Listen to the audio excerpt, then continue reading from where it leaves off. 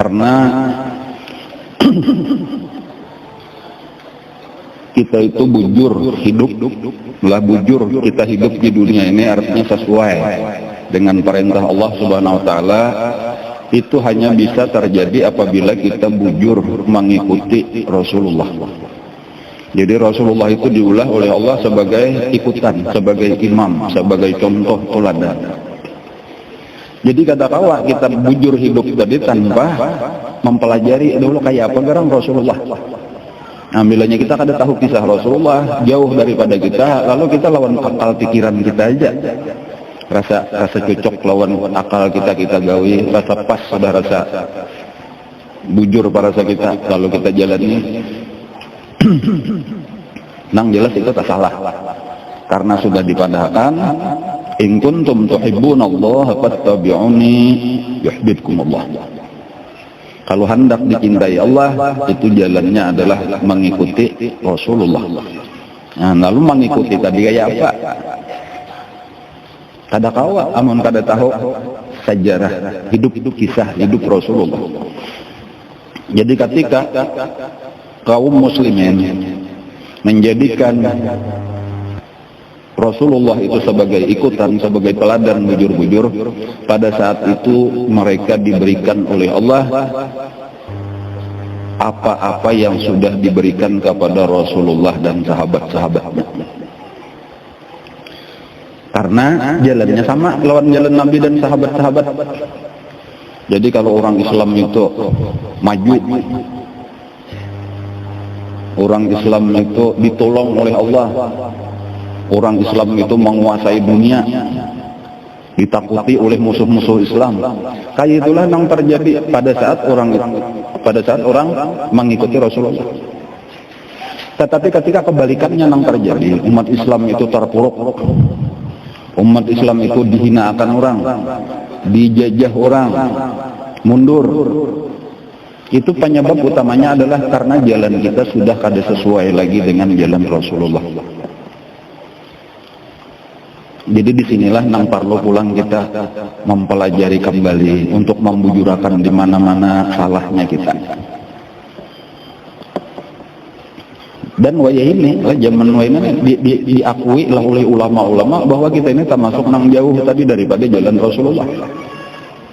Jadi makanya umat Islam waya ini kalah, mundur di bawah orang-orang kafir. Nang padahal sebenarnya Allah sudah menjanjikan bahwa agama kita itu liyuzhirahu 'alad dini kulli. Agama Islam itu akan berada di atas agama-agama yang lain. Allah Ta'ala berjanji akan menjadikan orang Islam ini sebagai penguasa di muka bumi, yang berhak untuk mengatur dunia. Bukan sebagai penjajah, tetapi seharusnya memang sepantasnya nang mengatur dunia ini orang Islam, karena orang Islamlah nang memegang kitab suci dari Allah Subhanahu wa taala sebagai panduan untuk mengatur dunia supaya selamat sampai ke akhirat. Tetapi malah kata kawa, orang Islam diatur oleh umat lain dengan tanpa pegangan kitab suci apa-apa. Nang peraturannya lawan akal manusia aja, nang terus berubah-ubah. Dan terbukti sudah kada pernah maju, kada pernah damai, kada pernah berhasil. Nang ada kekacauan demi kekacauan aja. Jadi sebenarnya ada tanggung jawab orang Islam. Itulah ujar ulama-ulama, kemunduran dunia, kerusakan di dunia ini sebenarnya tanggung jawab orang Islam. Kenapa? Maka orang Islam kada berusaha untuk mengambil alih kepemimpinan dunia. Jadi lalu kerugian luar biasa di dunia ini. Cuma kayak apa caranya mengambil alih tadi, apa dengan teroris salah? Makanya harus belajar lawan cara Rasulullah. Nang kesimpulannya tadi kita harus mulai dari dasar dahulu, yaitu kita harus belajar kembali sejarah Rasulullah. Dan kesadaran ini lah sudah mulai terasa di seluruh dunia Islam. Jadi kadang nang di sini aja tuh ada.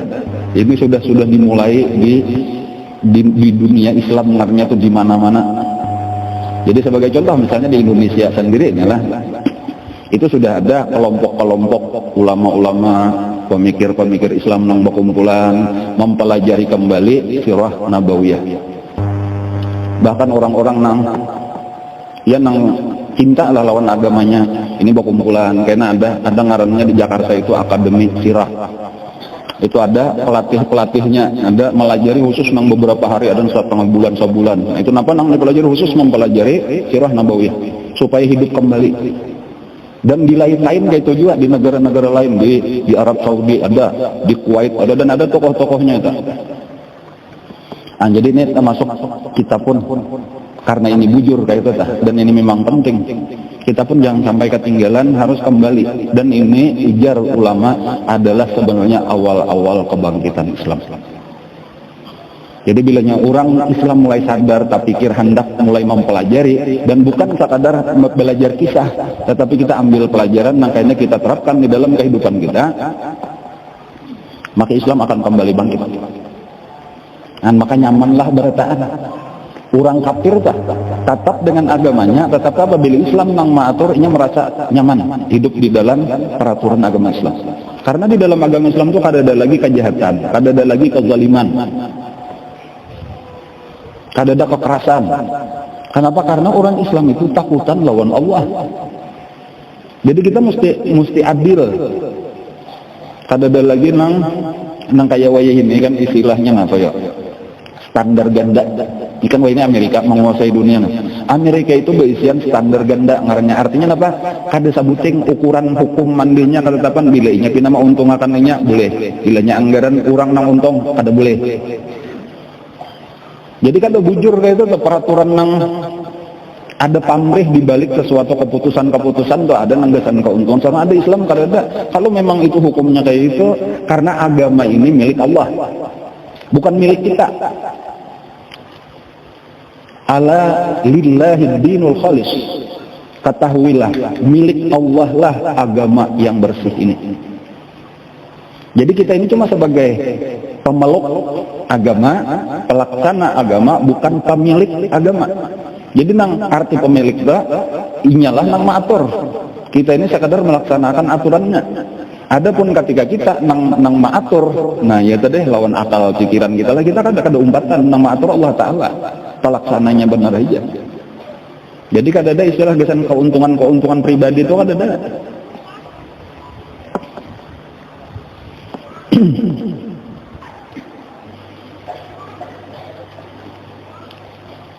Nah, lalu diantara pelajaran Rasulullah yang sudah kita pelajari sambung bersambung sampai hari ini, yaitu sebenarnya adalah tugas daripada Rasulullah yang paling utama. Biasanya apa Rasulullah itu tugasnya paling utama, ngarannya adalah dakwah. Jadi tugas utama Rasulullah adalah dakwah. Dakwahnya apa pulang? Menyeru manusia kepada Allah, atau menyeru manusia ke jalan Allah. Ya ayyuhan nabi, wahai nabi, ujar Allah, inna arsalnaka syahidan wa mubasyiran wa nadhira. Sungguh kami mengutus engkau syahidan, untuk menjadi saksi. Kayaknya Nabi kita jadi saksi, mulai kita hidup sampai kayaknya mati, Nabi jadi saksi. Allah hakimnya berataan kita di sidang. Siapa saksinya? Nabi. Bahwa Nabi sudah menyampaikan ini nang melanggar dihukum, nang bujur selamat. Ada saksinya Rasulullah. Wa mubasyiran, memberi kabar gembira bahwa orang nang ma'asih lawan Allah Ta'ala, bahwa percaya Allah adalah Tuhan dan Ia sudah menurunkan kitab sucinya, mengutus nabinya, memberitahu apa yang seharusnya kita lakukan di dunia, kemana perjalanan kita yaitu akhirat, itu dijelaskan dengan rinci oleh Allah Subhanahu Wa Ta'ala. Dan diberi kabar gembiralah siapa yang ma'asih, yang melaksanakan itu akan mendapatkan kebahagiaan yang kekal. Wa nadhiran, dan memberi kabar ancaman bilanya kada ma'asih akan mendapatkan siksa yang kekal. wa da'iyan ilallah. Nah, tugas utama Nabi tadi menyeru manusia supaya berjalan di jalan Allah ini biiznihi, dengan perintah daripada Allah, sirajan munira, dengan lampu nang menerangi Al-Quran dibawa oleh Nabi, mukjizat nang kekal. Jadi kalau mukjizatnya nabi-nabi nang lain itu berakhir dengan selesainya mukjizat itu, dan ketika wafat Nabi itu tinggal kisahnya benar aja lagi. Adapun mukjizat Rasulullah itu berkekalan sampai hari kiamat, yaitu Al-Quran. Terang, jelas. Nah, tinggal kita buka hati atau kada aja lagi. Artinya bila kita buka hati, tahu bahwa ini dasar bujur. Jadi orang-orang kafir Quraisy itu mendengarkan tahu bahwa itu bujur. Cumanya kadang-kadang ada penyakit-penyakit di hati lah. Nang fi qulubihim marad fazadahumullahu marad. Karena ada penyakit-penyakit hati itulah nang terlalu berat untuk menerima kebenaran Al-Quran. Itu nang terjadikan apa? Maka orang Quraisy itu banyak benar nang kadahapun masuk Islam, bahkan kehabisannya memusuhi lawan Rasulullah. Bukan karena mereka menganggap Rasulullah itu salah, Quran itu salah, ada. Mereka sebenarnya mengakui kebenaran Al-Quran lah. Apalagi orang-orang Quraisy itu secara khusus, orang Arab secara umum itu memang keistimewaan mereka itu adalah di segi bahasa. Jadi kelebihan orang Arab itu adalah bahasa sampai hari ini. Jadi keindahan, keistimewaan, kedalaman kata-kata itu kadang-kadang kau menyaingi bahasa Arab. Jadi orang-orang yang ahli bahasa tapi itu mengatakan bahwa bahasa Arab itu memang nomor satu sudah di dunia sebujurannya. Dari segi kedalaman maknanya, segi keindahan susunannya dan sebagainya. Dan memang orang Arab di situ keahliannya. Lalu ditantang oleh Allah Ta'ala orang-orang yang hebat itu, ditantang untuk mengarang satu surah walau terdiri daripada 3 ayat saja, handap-handap aja. Kalau memang ragu-ragu, wa in kuntum fi raibin mimma nazzalna ala abdina, kalau kalian ragu-ragu terhadap Al-Quran yang kami turunkan kepada hamba kami Nabi Muhammad sallallahu alaihi wasallam, fa'tu suratin min misli, bikinlah satu surah seperti Al-Quran walau 3 ayat. Inna a'tainakal kautsar fasalli rabbika wanhar inna syani'aka huwal abtar. Pemilihan kata-katanya, penyusunan kalimatnya, kedalaman maknanya, keindahan susunannya. Dan tantangan itu masih berlaku sampai hari ini, sampai hari kiamat. Wada'u syuhada'akum, kalau rasa kada mampu saurangan, kada mampu berdua, cari penolong sebanyak-banyaknya, gotong royong mengarang satu surah nang pendek. Wada'u syuhada'akum in kuntum shadiqin, kalau kamu benar. Fa illam taf'alu, lalu dipadahkan Allah, dan apabila kalian tidak bisa mengarang satu surah, walan taf'alu, dan tidak akan pernah bisa ada nang mengarang satu surah sampai hari kiamat. Ini tantangan Allah Ta'ala. Fattaqunna, maka takutlah kalian kepada api neraka. Sampai itu tantangan apa?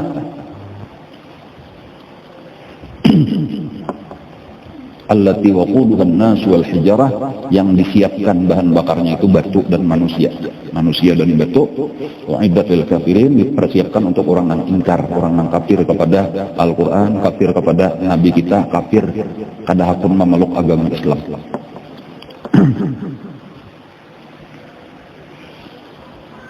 Jadi tugas utama Nabi tadi adalah dakwah. Atau bisa juga kadang-kadang di dalam bahasa lain sama aja maksudnya, ngarannya amar ma'ruf nahi mungkar.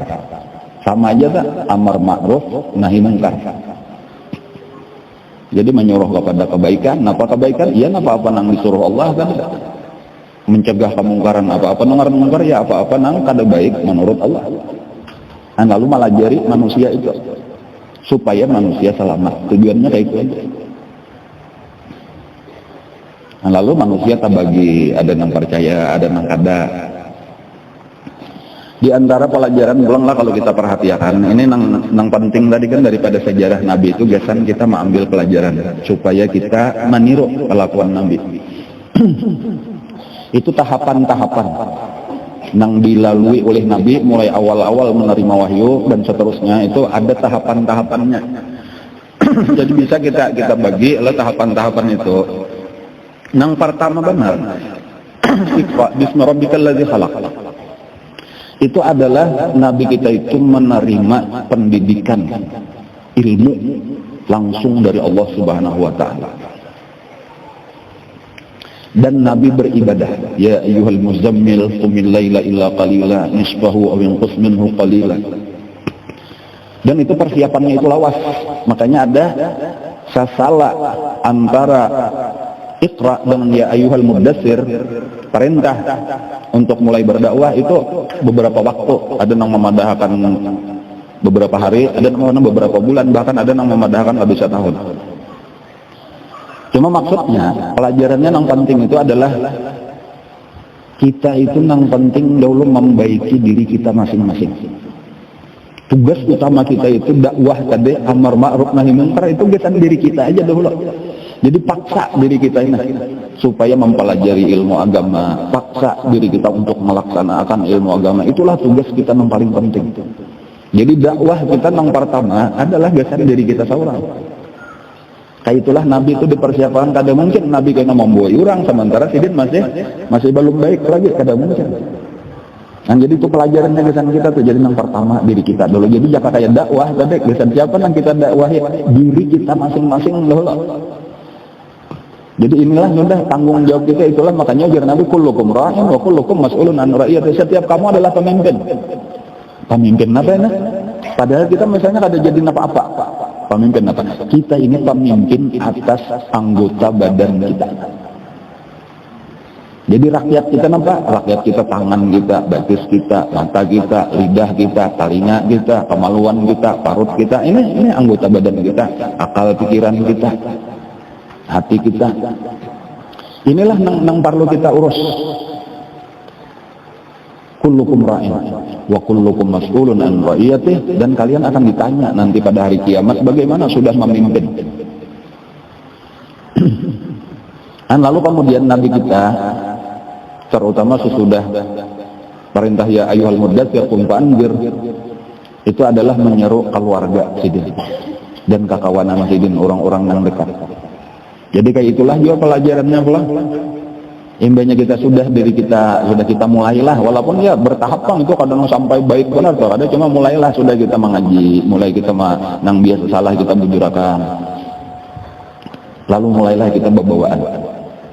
Jadi memang keistimewaan agama Islam dibanding melawan agama-agama lain sebelum agama Islam itu adalah di dalam dakwah ini. Dakwahnya Islam itu bukan hanya ditentukan kepada satu orang, tetapi tugas berataan. Cuma kita harus tahu caranya. Jangan sampai salah paham ini. Jadi memang bujur, umat Islam itu berataan tugasnya mengikuti Rasulullah. Kan kita disuruh mengikuti Rasulullah. Rasulullah tadi amar ma'ruf nahi munkar. Rasulullah berdakwah, berarti tugas kita kayak itu juga. Cuma kita harus belajar cara Nabi. Jadi kenapa maka ini banyak salah? Tapi karenanya kada mengikuti cara Nabi. Saya contoh misalnya diri seorang aja kada bujur lagi, keluarga kada ta'urus, sudah bebacaan kemana-mana. Jadi pintangan dakwahnya bujur aja. Ini aku menurut Rasulullah berdakwah. Kenapa maka dikariki orang ikamnya lopot pohaya? Seorang bini aja kada diurus lagi. Niatnya salah pulang, Nabi kada mencari duit.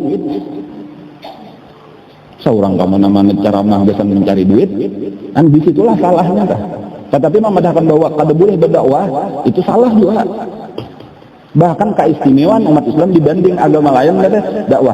Karena apa maksudnya? Karena agama lain itu dakwah itu dibatasi hanya kepada pendeta-pendeta aja yang boleh. Lain daripada pendeta Nasrani misalnya itu lain pada pendeta membaca kitab sucinya aja kada boleh. Bahari tak nang sampai timbul agama Protestan dah. Asalnya kan satu agama aja lalu pecah, lalu jadi ada Katolik, ada Protestan misalnya. Kenapa itu? Itu asal usulnya karena rakyat ini, masyarakat ini kada boleh membaca kitabnya aja, kada boleh. Nah, lalu ada yang protes. Ya itu asalnya. Dan memang kayak itulah tadi kan ada beban. Amar ma'ruf nahi mungkar tadi senang lain pada ulama-ulama lah kayak itu. Adapun kita kan berataan tadi, tapi harus tahu di sinilah kita perlu belajar kayak apa garang caranya dakwah itu kayak apa. Jawabannya tadi dakwah kita yang pertama adalah kepada diri kita sendiri. Jadi walau zahirnya kita tulak ke majelis ilmu, tetapi ini sebenarnya adalah kita sedang melajari diri kita seorang supaya nya hakun mengaji, supaya nya hakun menuntut ilmu nang ditinggali Rasulullah. Lalu kayaknya menyusudah hakun mengaji awak kita, nah kita suruh pulang pakailah ilmu ini, jangan sekadar diketahui benar aja. Nah, lalu kayaknya hanya kita bawaan dengan lemah lembut pulang enggak lawan anak, lawan bini, lawan laki dibawain. Jadi di dalam Al-Quran disebutkan kenapa maka umat Islam itu disebut salah satunya di Quran itu sebagai sebaik-baik umat. Kuntum khaira ummatin ukhrijat linnas. Kalian adalah sebaik-baik umat yang pernah dibangkitkan Allah di tengah-tengah manusia, di antara manusia. Jawabannya ta'muruna bil ma'ruf wa tanhauna 'anil munkar wa tu'minuna billah. Karena mereka ini barataan. Ta'muruna bil ma'ruf, tugasnya adalah amar ma'ruf nahi munkar dan beriman kepada Allah. Jadi ininya kadang-kadang yang kita tinggalkan.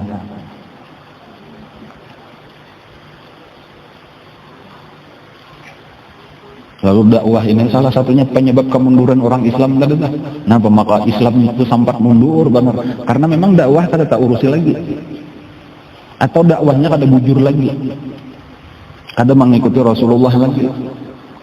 Lalu gagal di dalam dakwah. Padahal apabila bujur, caranya tuh Rasulullah. Walaupun memang nangaran sakit itu sakit, sulit itu sulit melaksanakan dakwah itu berat, tetapi akan berakhir dengan kesuksesan, akan berakhir dengan keberhasilan. Itu dakwah nang bujur.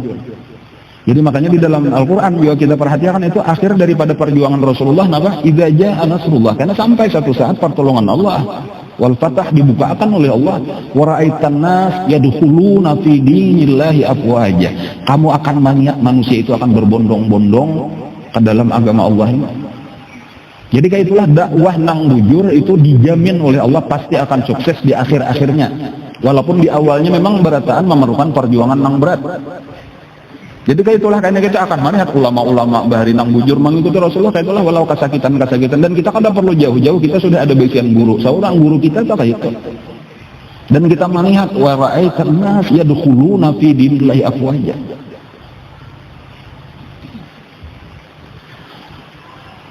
Ulun bulik lah tahun 89 ke sana, asal di Martapura, bulik ke sini tahun 98.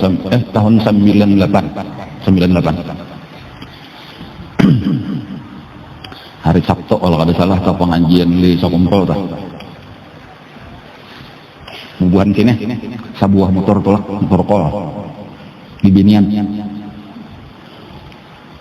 Sampai akhirnya nang tahun 2004 itu 2003 2004 itu 25 itu lumayan sudah tuh.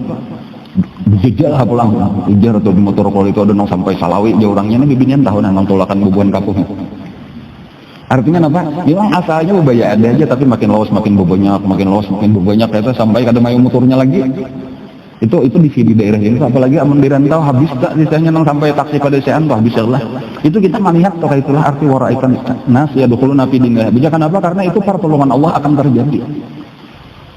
Memang berataan orang hendak kebenaran, mencari kebenaran. Berataan orang hendak kebahagiaan dunia dan akhirat. Agama Islam ini agama biasanya kita bahagia dunia akhirat. Kadang di akhirat saja tah nyamannya tuh di dunia dan akhirat. Itu di dalam nang doa nang kita baca tah Rabbana atina fid dunya hasanah wa fil akhirati hasanah. Nyamannya tuh mulai di dunia sampai ke akhirat. Tetapi ketika di dunia sudah macam-macam kita permasalahan, sakit kepala, stres, di akhirat kada tahu kita kejagar dipukuli mungkar nakir di dalam kubur naudzubillah. Nah apa maka ini? Karena kita ini ada nang kada bujur menjalani jalan Rasulullah.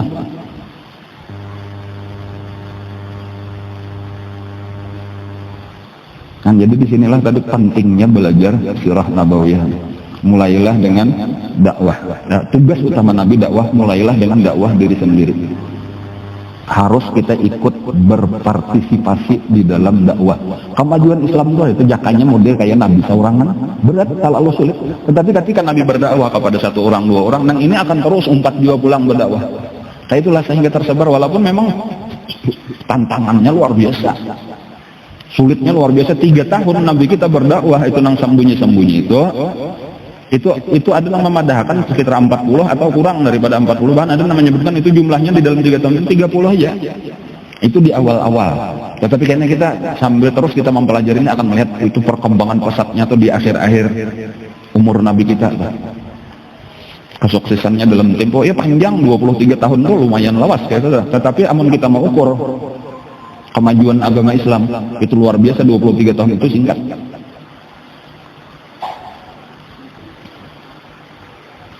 Nah, lalu banyak sudah isi rumah, kakawanan yang akrab-akrab, lalu perintah turun berikutnya apa? Wa anzir ashiratakal aqrabin. Itu barataan pula-pula, barataan makalahan. Kiawi. Kumpulakanlah oleh Nabi di rumah Sidin kan itu tah sekitar 45 orang jadi kisahnya nih, ubuan Bani Hashim, Bani Muthalib. Walaupun ditolak sebahagian besar, menolak sebahagian kecil aja nang beriman, diantaranya nang beriman Sofiyah Bibinian, itu diantaranya nang hakun langsung memeluk agama Islam, Mamarina Nabi Sofiyah binti Abdul Muthalib.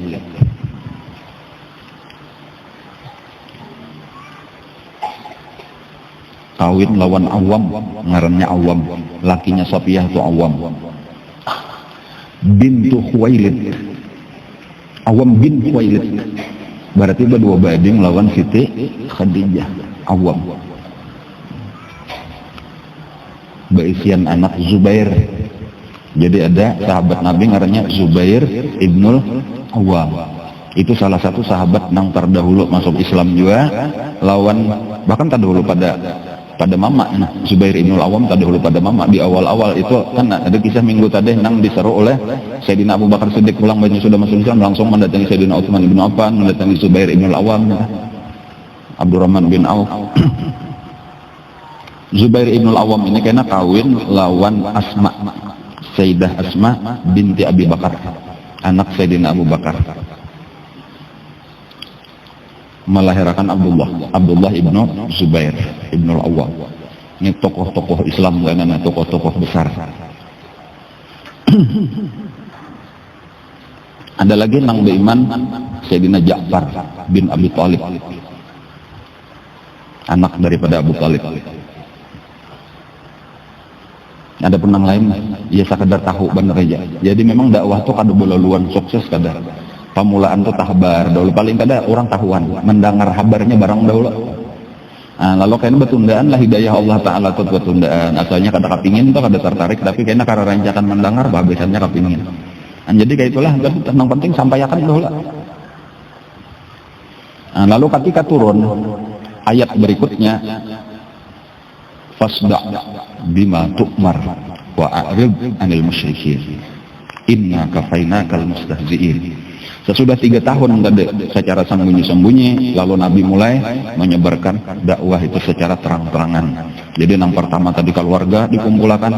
Imba itu Nabi kita pagi-pagi itu sudah menetapkan untuk menyampaikan mulai hari ini aku akan berdakwah di tengah orang banyak sama sekali.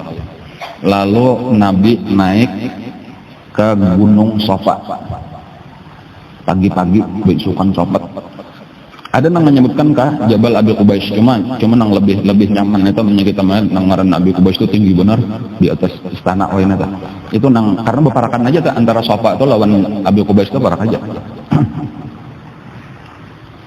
Sebelah Pasayan tadi kita. Ada ini kan pamulaan Pasayan dah. Naiklah Nabi ke situ, lalu Nabi bakuriak mengiawi orang-orang Quraisy itu tadi. Dikiawi Nabi, wahai Bani Anu, wahai suku Anu, wahai suku Anu, dikiawi Nabi itu, lalu datanganlah orang mendengar ini. Jadi nyaring suara Nabi, Sampai kisahnya ada orang yang kada kaubar mendatangi, sibuk mau utus seseorang anaknya kah atau siapa, datangi itu kenapa hendak disampaikannya pengumuman penting. Nah, lalu datanganlah berkumpulanlah orang, lalu ujar Nabi sesudah tak kumpulan orang, wahai orang-orang Quraisy,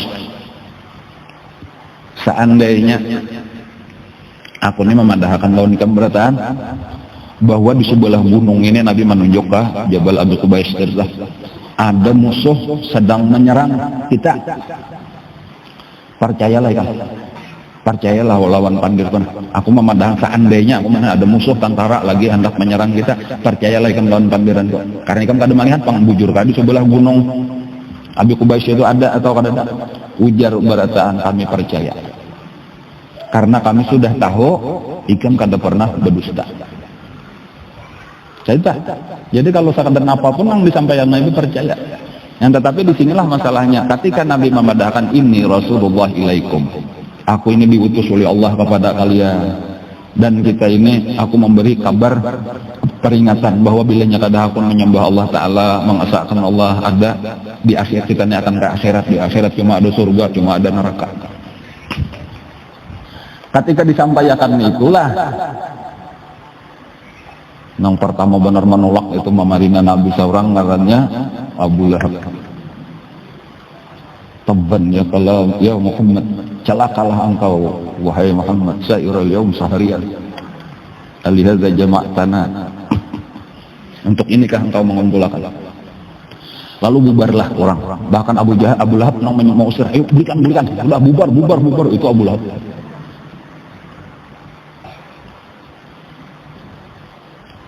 Lalu bubarlah. Cuma itu jadi berita besar juga, kayak itu jadi berita besar. Dan sejak itulah Nabi terus menerus mendatangi di mana-mana ada orang berkumpulan, Nabi lalu bapak dikiawi sidin, lalu dibacakan Al-Qur'an, walaupun sedikit benar nang beriman. Dan bahkan diantara orang-orang nang beriman di masa itu kebanyakannya adalah orang-orang nang lemah. Dan orang-orang yang lemah itu diantaranya maksudnya budak atau kemudian fakir miskin, kemudian lagi mantan budak. Nah, mantan budak itu orang yang bekas budak tapi sudah dimerdekakan. Mereka itu kalau di dalam masa jahiliyah atau di dalam adatnya itu disebut maula. Nang masih ada kaitan dengan orang yang memerdekakannya, walaupun hampir jadi budak, tetapi tetap ada kaitan. Makanya karena ketika bakas budak ini masuk Islam itu nang bakas majikannya itu masih menyiksa. Jadi bukan hanya nang budak nang disiksa, tetapi para mawali, ngarannya para mantan budak itu disiksa. Dan ini nang sebenarnya karena paling sakit sebujurannya lah.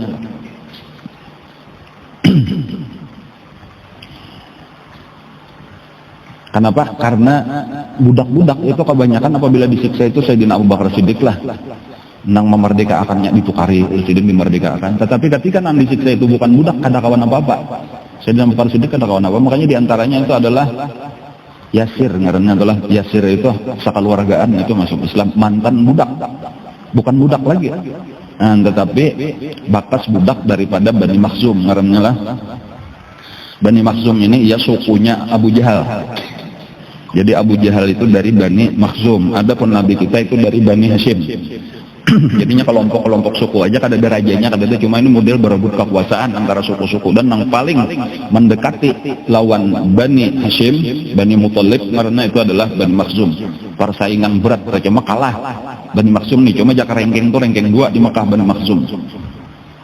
Salah satunya Abu Jahal. Adapun tokohnya bujur, artinya kepalanya, pemimpinnya. Kalau Bani Hashim itu pemimpinnya saat itu Abu Thalib. Sesudah meninggal Abdul Muthalib, kepalanya Abu Thalib. Adapun Bani Makhzum itu kepalanya adalah Al-Walid Ibnul Mughirah, memarina daripada Abu Jahal. Al-Walid Ibnul Mughirah sudah mungkin biasa mendengar ulun kisahkan pada pengajian yang dahulu-dahulu, itu abah daripada Khalid Ibnul Walid kan.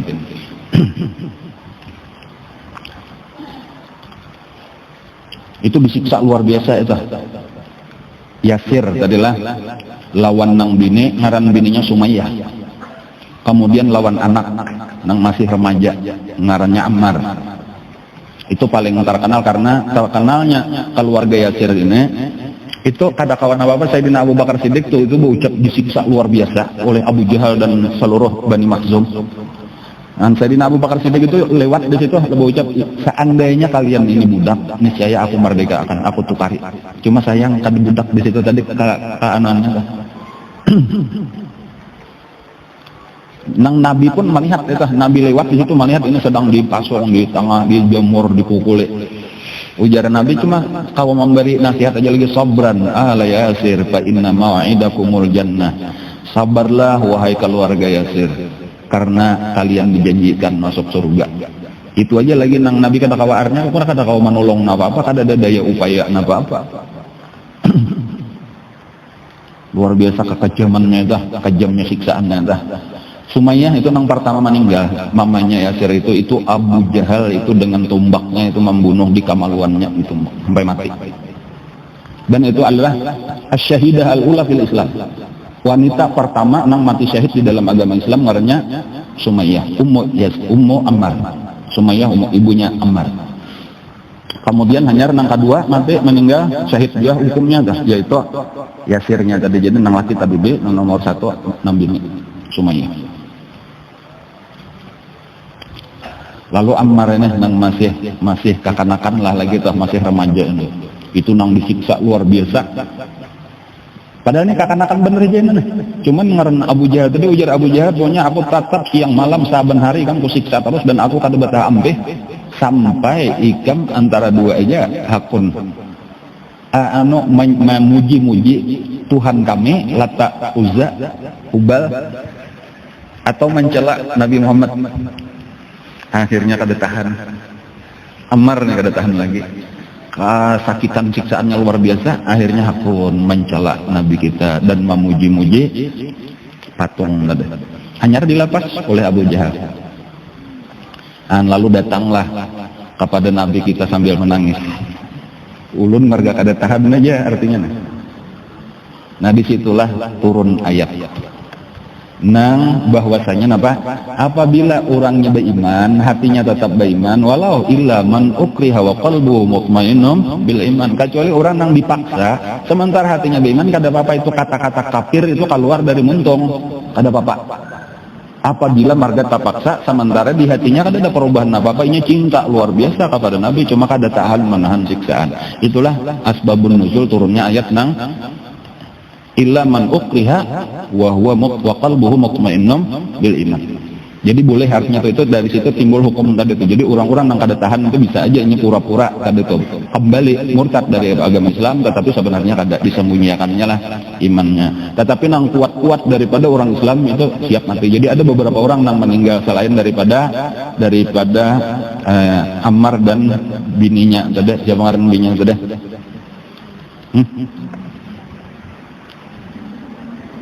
Jadi asal ingat lah.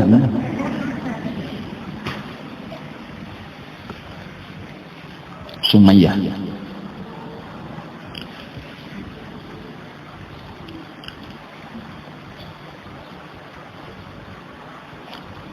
Baguslah menyada isian kitab buku Sirah Nabawiyah.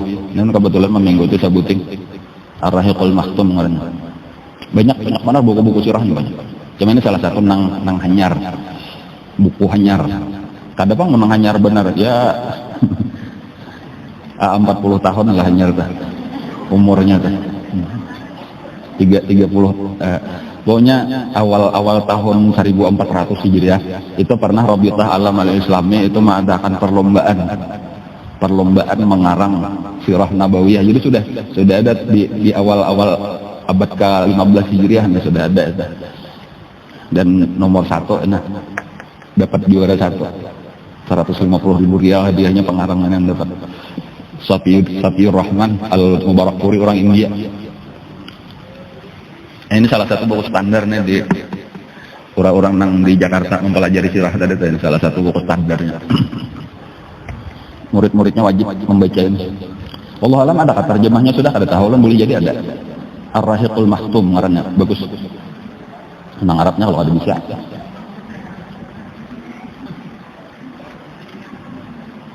Jadi kada usah menjaga kitabnya. Dan nyulun pun mak ambil sedikit-sedikit aja. Yang penting penjelasan. Cuma di rumah maksulun temennya ada buku-buku sejarah Nabi, itu bagus pelajari kembali supaya lebih memudahkan pemahaman kita.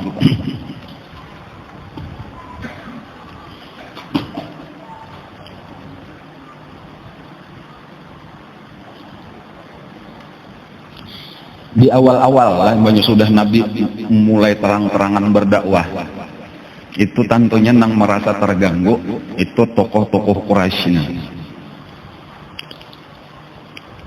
Karena melihat ini bahwa melihat kebenaran Nabi itu melihat, dan ini orang hebat, pemimpin besar, dan ini akan sukses. Ancamannya kebanyakannya itu itulah nang melawan itu bukan karena masalah menganggap itu salah. Andai kita nang bujur kada, tetapi banyaknya itu adalah alasan-alasan lain. Nang kada bujur kayak itu nang kada bujur artinya bukan mencari kebenaran lagi kada, tetapi ada nafsu di situ masuk sudah. Seperti misalnya Abu Jahal dari Bani Makhzum tadi itu nang penyebabnya sebenarnya karena inya ini berminat supaya satu saat Bani Makhzum lah nang memimpin Mekah kayak. Dan sementara amannya Nabi ini dari Bani Hashim, saingan terberat ini kita menerima, salah juga ya, kita tunduk, kalah kita lawan Bani Hashim seumuran. Padahal kita ini sudah tuh memperjuangkan. Kayak itu jadi ada kesukuan, ada jabatan, ada macam-macam lah. Itulah penyebabnya nang utamanya tah. Ada nang kalau kita tuh hendak mencari kebenaran siapa-siapakah nang bujur tuh umpat aja. Kalau kada mesti, ini lain bubuhan kita, tuh orang supan kita umpat kita. Kan itu sudah kada bujur lagi, itu orang bukan mencari kebenaran. Itulah nang banyak terjadi tah. Apalagi tadi melihat misalnya nang pengikut Nabi banyak nang budak-budak, orang-orang susah. Amun kita umpatan itu, kita ini orang-orang sugih, kita ini orang-orang besar, masa kita bergabung lah itu sama-sama jadi. Itulah tadi terjadi ada di hati penyakit hati, lalu kebenaran itu habisnya tertutup. Jadi yang penting benar dibuangnya itu penghalang hidayah itu. Bilanya sudah ada kesombongan karena harta, karena keturunan, karena jabatan. Iya tuh sudah tuh itu sulit benar untuk menerima kebenaran. Lalu jauhlah daripada kebenaran. Mudahlah syaitan menyesatkan.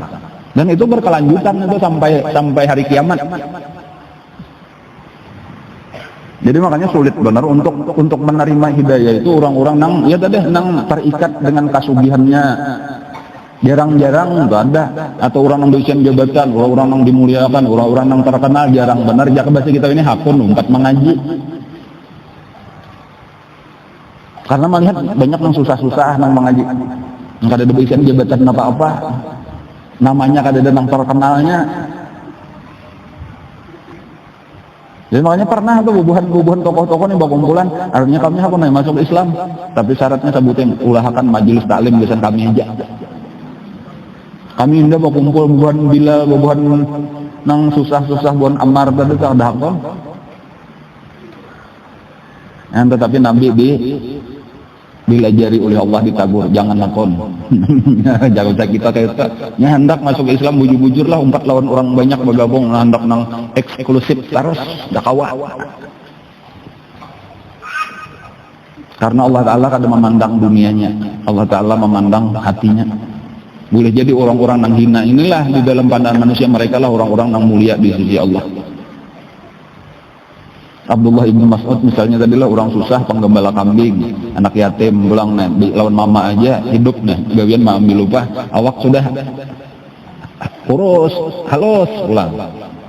Kayak itu tadi pernah kayak itu telah sidin naik karena waktu sudah sampai di Madinah, bang ini kayaknya menaiki kurma. Lalu angin betiup.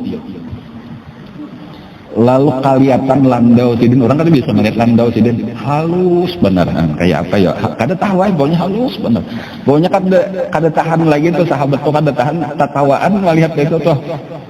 Jaka bahasa kita tuh genal pagalangan tuh ya. Jadi kayak itu mah kau aja berjalan tak halusan mana. Lalu Nabi kita melihat sahabat tatawaan tadi.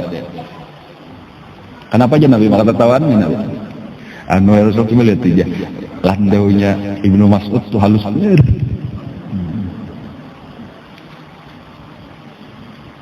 Ujar Nabi itu landaunya itu di sisi Allah jakanya ditimbang lawan gunung Uhud lebih berat daripada gunung Uhud. Dan Nabi memadahkan kebesarannya di sisi Allah dah. Batisnya sabuting itu tadi dah ditimbang lawan gunung Uhud, kayak pegenalnya gunung Uhud lebih berat, artinya nilainya di sisi Allah ya. Walaupun kelihatan di dunia tadi sebagai penggembala kambing, orang nang hina. Tetapinya bilanya kada terbuka hati kayak itu tadi tatap lagi memandang nang zahirnya ini bilanya aku sugih, aku orang keturunan mulia, aku orang berpangkat, aku orang terkenal, itu pang lagi nang pandang dah. Seperti Abu Jahal tadi kayak itu tuh pandangannya dah. Jadi merasa ya, melihat kemuliaan itu dengan sesuatu nang nampak di dunia di situ dikiranya kemuliaan nang sejati padahal kada. Itu ngarannya kemuliaan semu. Nah, arti semu itu kada bujur, kayaknya hilang kayak fata morgana, ngarannya sudah mati itu di dalam kubur ketahuan. Kada ada haraganya sedikit-dikit kalau bebas dari mungkar nangkir misalnya kada dipukulinya karena keturunan si ano. Atau karena berduit banyak, atau karena di dunia jabatan ini, kita ini bintang sekian di bahu, ada urusan lah nungkar nangkir. Bilanya orang beriman, orang takwa, selamat. Bilanya orang nang kafir, orang nang fasik, orang nang maksiat sakit.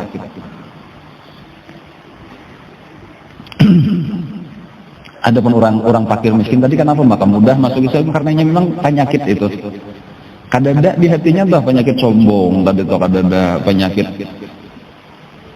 hendak dihormati, kadang-kadang biasa-biasa jadi mudahlah terbuka. Nah, jadi hati-hati juga tadi tuh, makanya bahayanya itu penyebab takabur tuh, itu nang akan bisa menahan daripada hidayah Allah.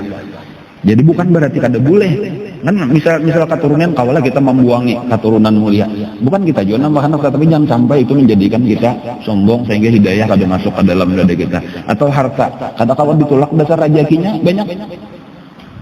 Nya rajaki itu sebagaimana sudah ketentuannya rajaki kita biar dipah atau disesahinya. Tetapi bila kada rajaki kita biar disesahi kada mau dapat. Kan kayak itu sudah ditentukan bang sudah. Jadi orang tulisannya sudah sugihnya kan kalau ada, tetapi jangan sampai kasugihan itu menjadi penyebab penutup hidayah Allah lawan kita.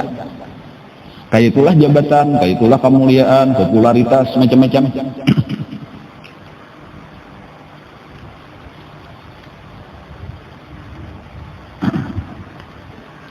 Nah lalu sesudah Nabi nang kisah di Gunung Safa tadi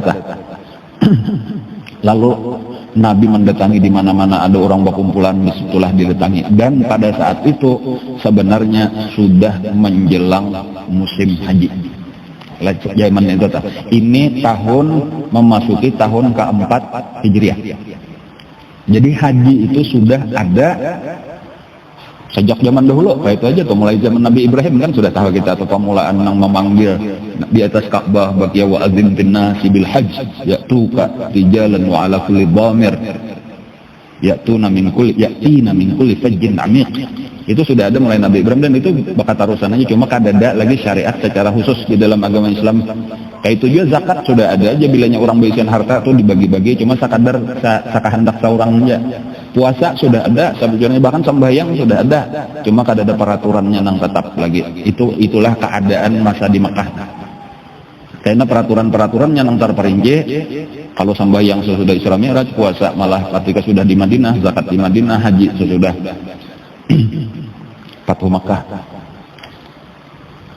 Jadi makanya pelajaran Nabi kita lanang terbanyak itu kan Nabi berkumpul di rumah Al-Arqam ibnu Abil Arqam secara sembunyi-sembunyi, artinya datangin kada nang bejurut-jurut kayak kita nih pang satu per satu, pina kadada orang masuk, saikong pina kadada orang masuk, supaya jangan sampai menghiburkan. Itu kan penghabisannya ketahuan orang aja juga, cuma kayak itulah keadaannya selama 3 tahun. Itu isi pelajaran Nabi ini yang penting juga kita ketahui lah, bahwa jika kayak mengaji itu mesti tahu susunan pelajarannya. Itu adalah kalau diperhatikan itu bisa kayaknya diperhatikan itu dari ayat-ayat yang turun pada saat itu.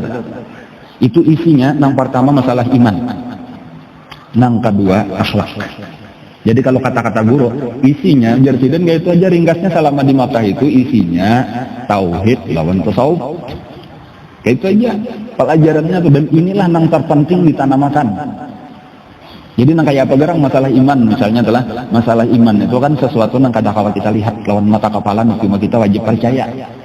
Antar utama tadi kaitannya bahwa kita ini kada amun kita melihat seseorang mati itu bukan sekadar mati benar aja, ada kelanjutannya kehidupannya. Atau kita berbuat baik, orang bersedekah itu bukan berarti hilang duit. Kan palihat kita lawan mata hilang duit, tetapi itu sebenarnya Allah menyambut dan disimpan di sisi Allah, diganda-gandakan di sisi Allah. Ini kan kada kelihatan. Amun nang lawan mata kepala aja rugi kita bersedekah. Tetapi dibedahkan Nabi kada. Sebelum sampai ujar Nabi ke tangan orang nang kita jurung itu nah, itu tangan Allah Taala cuma kada nang kayak tangan kita berjari kayak bang, cuma pahaman itu tangan Allah berdahulu menyambutnya dan disimpannya Allah. Nang sampai ke tangan orang itu rezekinya juga dari Allah.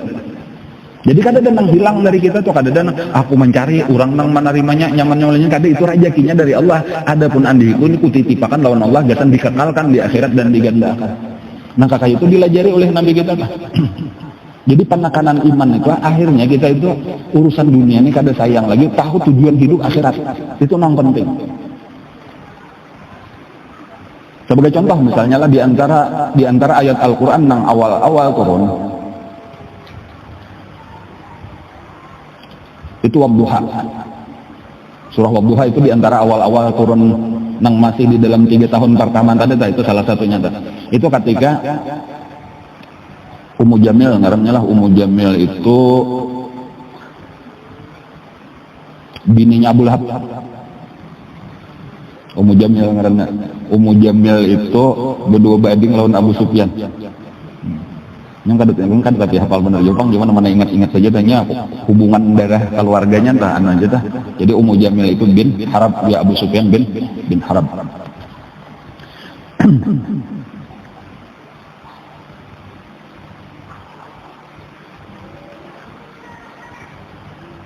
Itu menyambati Nabi. Ketika Nabi kita tadi ada beberapa waktu kada lagi turun wahyu. Jadi lalu diuluakannya itulah tadi padahal ini berait rumah itu tawing, sebelahan tawing. Orang Arab tuh ada nang sebuah rumah kayak kita bangsa salahnya jauh kada. Kita lihat ya rumah di Arab itu berait. Jakarta kayak kita udah kayak bidak. Dan di situ anu bangunan imarah ngaranna tadi situ bepitak-pitak nih rumah si anu dar ngaranna tuh berait aja. Jaka kayak di Indonesia tuh model kayak apartemen karena itu gedung ya kita kalau dia nanti ya kalau lah gedung berapa keluarga sebuah gedung rusun kalau ini lah rumah susun. Jadi Nabi itu lawan Abu Jahal itu sebulan tawing, lawan Abu Lahab memerintah. Ya itu nang menyambati kayak itu tadi ikamnya di Tuhan ikam meninggalkan.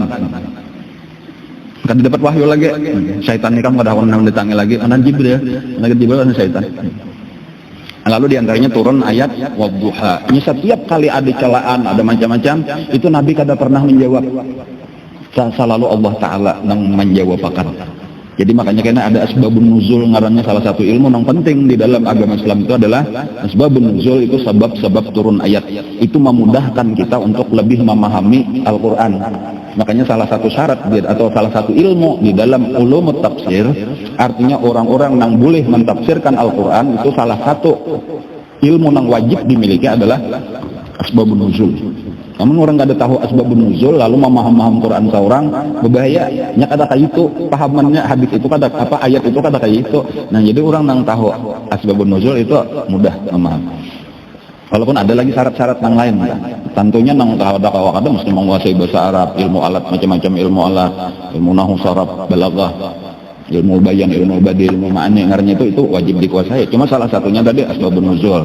Ada juga ngarnya ilmu nasikh mansukh, itu wajib dikuasai. Nang ini terdahulu, nang ini terdahulu hukumnya, nang ini nang kada dipakai, nang ini nang dipakai, macam-macam.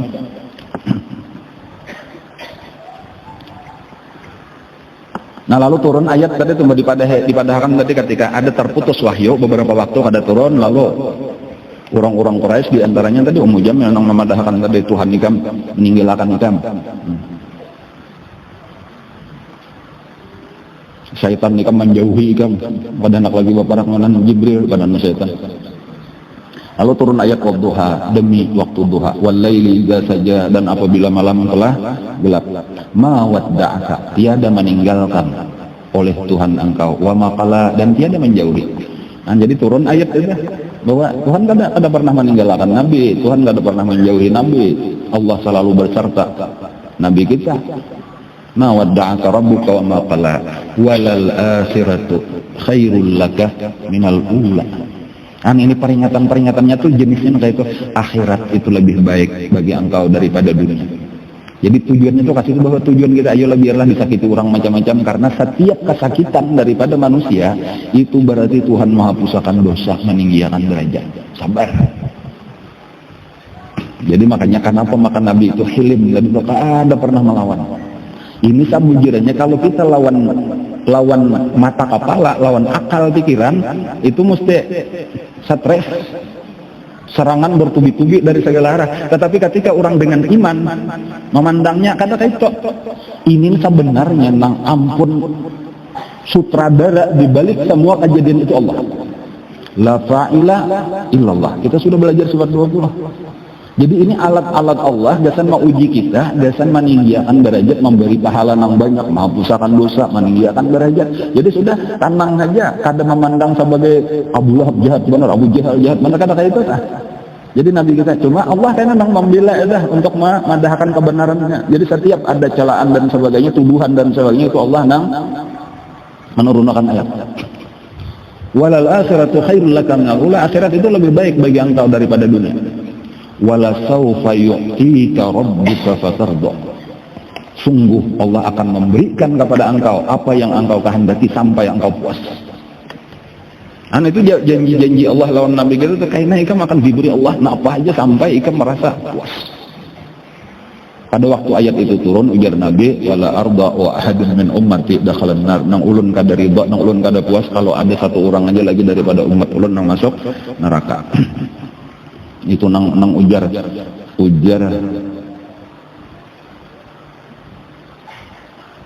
salah satu juriat Rasulullah, kalau kada salah itu Sayyidina Ja'far Shadiq kalau kada salah lah. Ayat arjal ayat fil Quran, artinya ayat yang paling menggembirakan lah, paling diharap, paling kuat raja kita dengan ayat aja bahwa Allah akan memberikan apa nang diminta oleh Nabi, nang dikehendaki oleh Nabi sampai Nabi merasa puas. Dan Nabi tadi nang puasnya sidin, senang hati sidin, ridhonya sidin itu adalah bila umat sidin berataan sudah tak kumpul di dalam surga. Itu nang menyenangkan Nabi. Nang lain kada bapak Nabi kada menghendaki apa-apa kada kecuali Allah. Nah lalu tadi menjelang musim haji kisahnya adalah lalu ditakutakan bahwa ajaran Nabi ini akan tersebar keluar di Mekah. Sudah kata kawan membendung lagi, padahal cagar datangan orang dari seluruh dunia datangan lah, terutama di Jazirah Arab sudah berdatangan lah, lalu rapat. Nah jadi dimulai di sinilah ada rapat untuk menantang Nabi kita. Kalunya rapat itu biasa bertempat ngarannya pulang di satu tempat Darun Nadwah. Di mana andaknya Darun Nadwah? Iya tadi jakanya kita nih ada maniat masjidnya lah, jaka jangan dirusak wahnya direhab. Nah itu ada karena ada di pintu, salah satu pintu ngarannya Babun Nadwah. Ada tak di Masjidil Haram itu ada Babun Nadwah, di sekitar situlah Darun Nadwah. Salah amun kada salah lah. Yang kada ada lagi pengen tulisannya, cuma nang dahulu mengingatakan nang bahari-bahari aja nah. Salah berarti itu sebujurnya kan sebelum sapa andaknya nah. Cuma sebelum pasayan, cuma sebujurnya andaknya di sebelah pasayan karena kada ada lagi bangunan dahulu antara Ka'bah lawan pasayan itu di situ rumah-rumah. Baharinya tuh kaita. Jadi kalau orang untuk tawaf itu menuju Safa Marwah itu melewati gedung-gedung rumah-rumah orang, bisa salah rumah orang. Bahari kaita. Nah, jadi bisa salah situlah Darun Nadwah. Darun Nadwah itu rumahnya Qusay bin Kilab, pemimpin yang merebut kembali dari Bani Khuza'ah. Ada kalau kisah tadi dulu, kedingat lagi ya. Lalu rumahnya Jakawai ini jadi pendopo lah, pendopo pemerintahan. Napa apa rapat di situ? Napa apa keputusan di Darun Nadwah?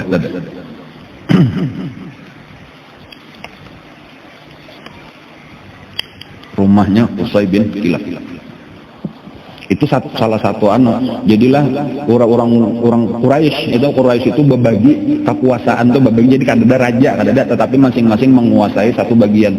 Jadi ada nang ini Darun Nadwah pemiliknya, berarti ini sudah mempunyai syarat sebenarnya kemuliaan. Ada nang menjaga tukang kalambu Ka'bah. Itu nang kalambu Ka'bah itu nang maaturnya Al-Walid Ibnul Mughirah tadi. Bahkan inya saurangan itu setahun diganti kan mulai bahari itu setahun itu Walid Ibnul Mughirah, setahunnya betuturuk bubuhan suku-suku nang lain. Walid Ibnul Mughirah itu luar biasa sugih. Nah, air Zam-Zam itu Sayyidina Abbas. Nah, masing-masing ada pun nang rifadah ngarnya memberi makan, memberi minum orang haji itu Abu Thalib. Jadi berbagi-bagi kekuasaan. Nah, lalu tadi kayak apa? Rapat. Di antara keputusannya tadi ini berbahaya, dakwahnya ini karena bisa menyebar ke lain dan harus kita bendung. Nah, lalu di antara keputusan rapat tadi kita mesti menemui di mana-mana ada orang datang itu mesti ada kainan yang menyambang supaya menjaga jangan sampai inya terpengaruh. Nah, kayak gitu. Nah, jadi lalu sepakatlah diaturlah pasukannya. Jadi bila ada rombongan datang itu di antaranya ya disambut selamat datang dan sebagainya. Penghormatan kepada orang haji itu luar biasa, memang itu keistimewaan orang Makkah. Menyambut, diberi minuman, air Zam-Zam, bahkan diberi makanan. Memberi makanan itu di budayanya mulai datuk Nabi nang Bangaran Hashim, kuitan daripada Abdul Muthalib. Itu mulai zaman itu sidin nang tambahan selain minum itu orang haji diberi makanan. Jadi disambut, dibawa digurungi makanan, bubur, syarid, ngarnya sarid. Itu Hashim. Bahkan jadi Hashim itu ngarnya Amro. Di ngarani Hashim itu karena ada orang jamaah nang kada tahu, sangkan ini tukang pengawahan. Jadi arti Hashim itu orang yang sedang mengaduk, tukang aduk di kawahnya, mengaduk makanan tadi ngolah bubur. Jadi ya Hashim, ya artinya sambil menyorong mangkok. Nggak usah beli kalajur lah digelar pada sidin bosnya. Ampun nang duit sidin gitu atau Hashim kuitan daripada Abdul Muthalib, orang sugih di Mekah zaman dahulu.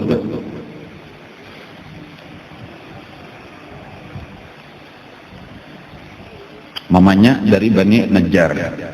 Bini Sidin dari Bani Najjar. Bani Najjar itu ya orang Madinah. Nah, jadi makanya Abdul Muthalib itu sebelah Mekah, sebelah Madinah, Bani Najjar. Abdullah, abah Nabi meninggal di Bani Najjar itu. Nabi kita karena lawan Siti Aminah itu ziarah menziarahi kubur abah di daerah Bani Najjar tadi. Nah, jadi sampai Nabi pertemuan lawan bubuhan Bani Najjar.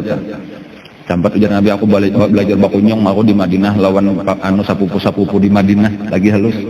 Hanya ada beisian talaga Bani Najjar. Nah, bulik dari situ di Abwa meninggal mama Nabi kita. Itu sekadar membuliki kisah dahulu untuk mengingat-ingatakan. Nah, lalu tadi kayak itulah. Sudah diputuskan, lalu disambut, lalu diingatkan. Hati-hatilah di sini ada orang nang sasat. Ada tukang sihir, dipadahkan ada nang pengeramput. Ini kayaknya membacakan macam-macam, ini sudah keluar daripada agama kami. Jangan sampai ada nang terpengaruh. Nang paling gencar daripada orang kafir Quraisy itu manahani adalah Abu Lahab. Jadi di dalam satu riwayat itu ada seseorang dari luar Mekah. Ujarnya pada saat kami ini berkumpulan dudukan gitu di Arafah atau di Mina, Bakimah ini kan masing-masing rombongan. Itu lalu Nabi datang. Jadi Nabi kayak itulah tadi. Lalu Nabi mau umumkan di kiau Nabi. Nah, permisi, aku hendak menyampaikan sesuatu, silakan. Lalu sidin berpandir, bacakan sidin Quran, menjelaskan sidin bahwa aku ini adalah diutus Allah untuk menyelamatkan manusia. Kayak itulah penjelasan. Bilanya tuntung Nabi kita berpandir, datang di belakangnya. Jangan dipercaya pandiran orang itu tadi, itu pendusta. Kami lebih tahu tentang orang itu karena ini bubuhan kami. Aku nih memarinanya. Sampai ada orang bertanya, siapa itu tadi? Itu ngarannya Abu Lahab. Itulah terus-menerus kayaknya berpindah Nabi ke surga, diiringinya pulang. Abu Lahab itu tugasnya itu aja tadi, mengiringi kemana Nabi, mau rawur dakwah Nabi.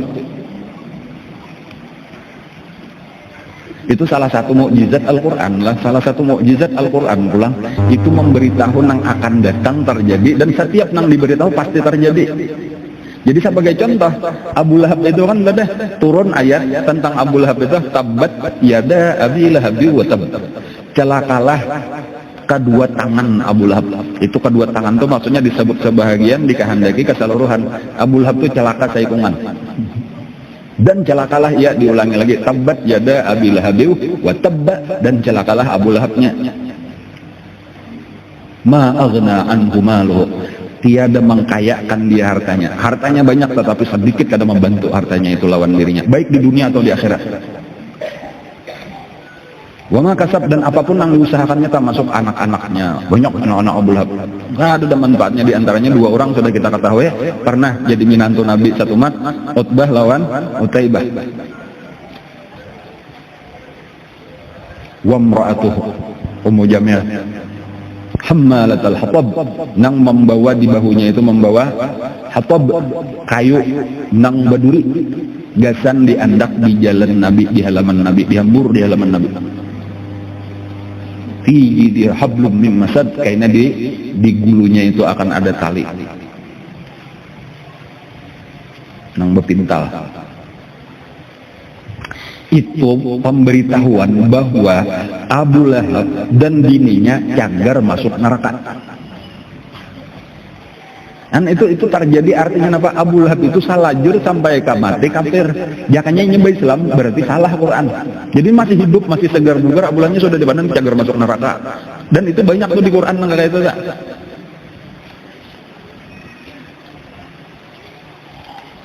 Abu Jahal tuh ada juga tuh kayaknya ayatnya di dalam Iqra tuh, sambungan Iqra tuh kayaknya ada tuh, tenang sih senang. Kisah Abu Jahal nang melarang Nabi kita hendak sambahyang ya.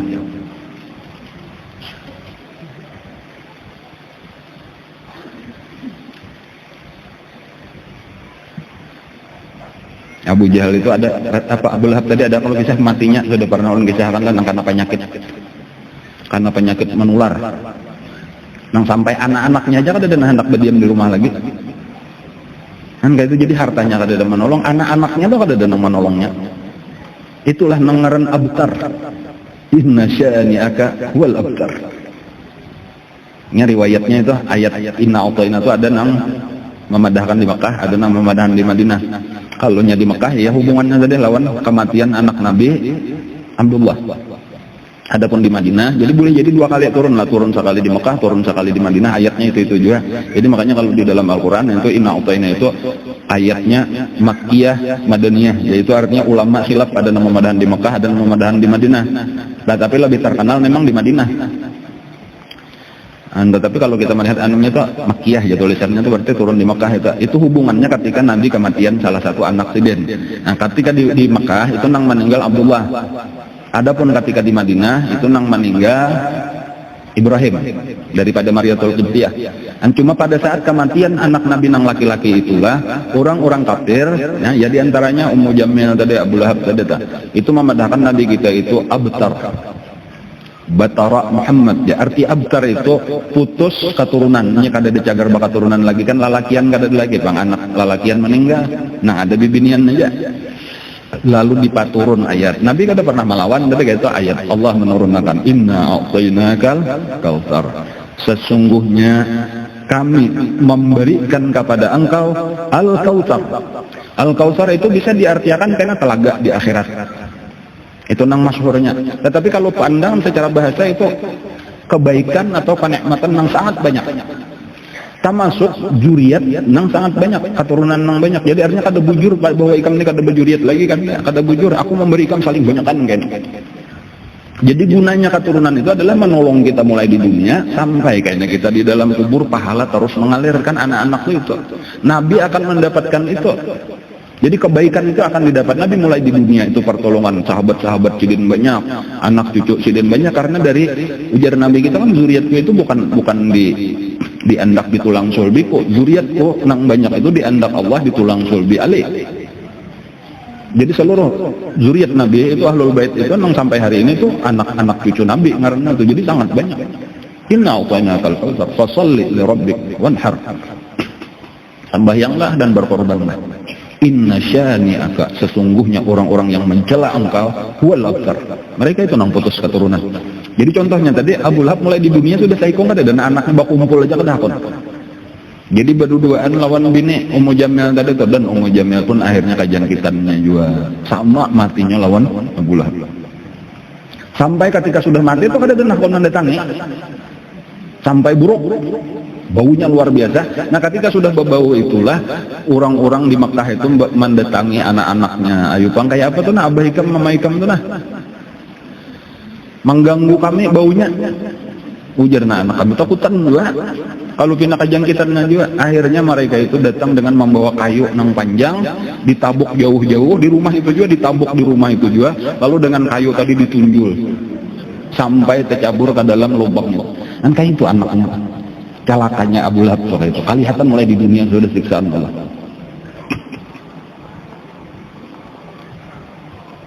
Inna syani'aka, orang yang mencela-cela engkau huwal abtar.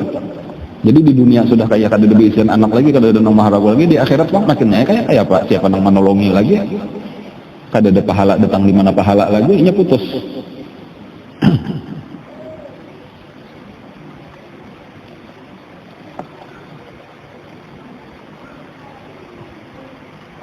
Nah walaupun lah kada banyak nang masuk Islam. Cuma memang nang diharapkan nang pertama-tama itu adalah orang mulai tahu. Lalu tahabarlah, bukan hanya di Mekah tetapi sampai ke penjuru-penjuru di daerah Arab itu sudah tahabar bahwa di Mekah itu ada seseorang nang mengaku jadi Rasul.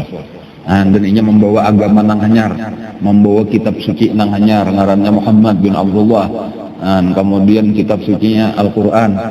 Agamanya agama Islam. Itulah awal-awal jadi pamulaan Badar memang dikenalkanlah dahulu kayak itu. Jadi walaupun belum kelihatan lagi hasil nang memuaskan tuh, belum ada lagi di awal-awal tahun. Ini masih tahun keempat Hijriah.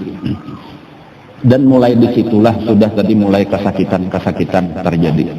Dan walaupun mereka itu melakukan beberapa cara untuk mencegah dakwahnya Nabi, selain daripada itu ada beberapa cara, diantaranya mendatangi Abu Lahab, mendatangi Abu Thalib, memohon supaya menghentikan dakwah kemanakannya, dan lain-lain cara. Insya Allah kan cara-caranya ini akan kita bicarakan akan datang, karena banyak macam-macam apa-apa kelakuan orang kafir Quraisy nang intisarinya itu mencegah dakwahnya Rasulullah. Dan apa nang terjadi sesudah itu macam-macam, termasuk tadi apa-apa nang menimpa kepada umat Islam saat itu, kesakitan nang ditimpakan kepada umat Islam. Jadi ini memang jaga kisah tahun keempat sampai tahun kelima Hijriah itu adalah masa-masa sakit, masa-masa sulit, dan itu berkelanjutan tahun ke-6, tahun ke-7, ke-8, ke-9 sampai ke-10. Jadi 10 tahun itu masa-masa sulit luar biasa bagi Nabi kita. Tahun ke-10 Hijriah itu wafatnya kena Abu Thalib, wafatnya bini Nabi Siti Khadijah. Cuma kita pada dasarnya pada hari ini kita mempelajari dalam banyak insya Allah tuh ilmu yang kita dapatkan. Tetapi secara sejarah ini kita sudah memasuki tahun ke-4 Hijriah, yaitu dakwah terang-terangan ngarannya, dan Nabi menghadapi banyak kesakitan. Makanya kalau kita memperhatikan itulah di dalam surah Asy-Syu'ara adalah nang fasda' bima tu'mar, atau di dalam surah nang itu tadi nang wa anzir asyiratakal aqrabin. Itu sebelumnya itu kisah nabi terdahulu, nabi-nabi terdahulu, kesakitan nang ditimpa oleh nabi terdahulu, hanya Allah menyuruh supaya terang-terangan. Jadi maksudnya apa? Bahwa dipadahkan mbahnya ikan terang-terangan ini siap-siap resikonya berat. Jadi supaya maksudnya jak bahasa kita siap mental. Ketika orang sudah mengkhususkan dirinya untuk berdakwah, itu memang ujian-ujian luar biasa datang dengan macam-macam bentuk. Tetapi bilanya sudah siap mental, tapi ya tenang-tenang aja kayak Nabi tadi kan ada pernah melawan apapun nang dialami sidin sabarnya. Bahkan Nabi pernah dipukuli. Pernah kan dipukuli, diandaki, peparutan unta. Insya Allah kan ulun mengisahkan lebih terperinci lagi supaya kita lebih memahami kayak apa keadaan nang dialami oleh Rasulullah ketika menyampaikan agama kita ini. Nang kita ini sabujurnya nyaman benar, tinggal menerima jaka kayak makanan itu tinggal memakannya aja lagi sudah tuhuk Nabi dan sahabat-sahabat perjuangan habis-habisan. Makanya ujar Nabi lah, la tasubbu ashabi, jangan sampai ikam mencela. Ini nang tadudin kakak itu, jangan pernah mencela sahabat tuh. Karena mereka itu sudah berjuang mempertahankan Islam, jadi sampai ke kita ini. Walladzi nafsu Muhammadin biyadih, demi Allah yang diriku berada di dalam kekuasaannya, lau anfaqtum misla uhudin jabalan, kalaulah kalian bersedekah zahaban sebesar Uhud, zahaban emas, kita bersedekah emas kayak gunung Uhud. Kayak apa kenalnya? Ma balagha mudda ahadihim wala nasifah, niscaya ikam kada kawa menyamai pahala sahabatku bersedekah setengah liter gandum, satu mud salitar gandum, wala nasifahu, dan tiada setengahnya. Jadi sahabat itu bersedekah mengorbankan harta sekadar salitar beras, pahalanya diberi Allah lebih daripada kita bersedekah satu gunung emas. Ini memang orang-orang luar biasa. Kehabisannya setengah mereka aja. Mereka cuma bersedekah setengah liter beras. Gasan agama Allah, kada kawa kita menyamai pahala mereka itu walau kita bersedekah emas seberat gunung Uhud. Nah, itu kehebatan sahabat karena perjuangannya memang luar biasa. Nang kita ini kada tanto, kada tahannya memang dasar di antara hikmahnya karena kita kada tahan. Jakanya kita tahu umpat di situ kada tahan kita. Jadi memang dipilih Allah lah. Nabi terbaik itu dipilihkan sahabat. Siden itu manusia terbaik. Nah, jadi walau kita kada masuk karena memang kita kada tahan. Nya kita ini main bahjanya kak kuado kubila nabinya kada bertamuan. Ya kada bertamu satu jadi kakawanan Abu Jahal, naudzubillah. Ya kalau kita kada tahu bang, jadi ada hikmahnya kenapa Allah menjauhkan kita zamannya jauh, karena inilah yang terbaik kesan kita. Makanya tugas kita itu adalah cinta lawan mereka itu, berusaha mengikuti mereka semampu kita di zaman kita, di dalam keadaan kita, itu tugas kita. Insya Allah karena kita sambung pulang akan datang, mudah-mudahan kita diberi Allah umur yang panjang, diberikan Allah kesehatan, diberi taufik hidayah, kawa terus kita menuntut ilmu, kawa kita mengamalkan, kawa kita mutabaah, bujur-bujur mengikuti Rasulullah. Mudah-mudahan karena di akhirat kita dikumpulkan Allah lawan Nabi kita dan sahabat-sahabat Nabi kita dan keluarga beliau. Amin ya rabbal alamin. Sebelum ditutup, telah ada mengatakan meraja sekali lagi undangan hari Rabu ya Allah.